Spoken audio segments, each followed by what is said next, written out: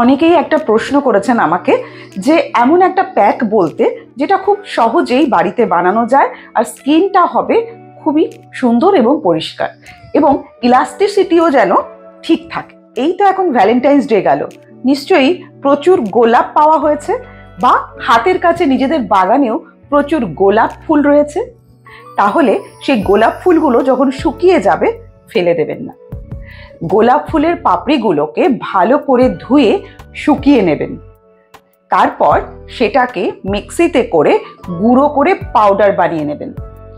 গোলাপ ফুলের পাউডার 1 চামচ নিয়ে তার মধ্যে টক দই প্লাস মধু প্লাস অ্যালোভেরা জেল মিশিয়ে মুখের মধ্যে অ্যাপ্লাই করবেন।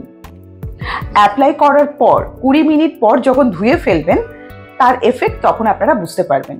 মাথায় রাখবেন, এই যে রোজ বা গোলাপ ফুল অ্যান্টিঅক্সিডেন্টের কাজ করে, স্কিনকে মারাত্মক ক্লিয়ার করে আর অ্যান্টি এজিংয়েরও কাজ করে কিন্তু এই রোজ পেটালস।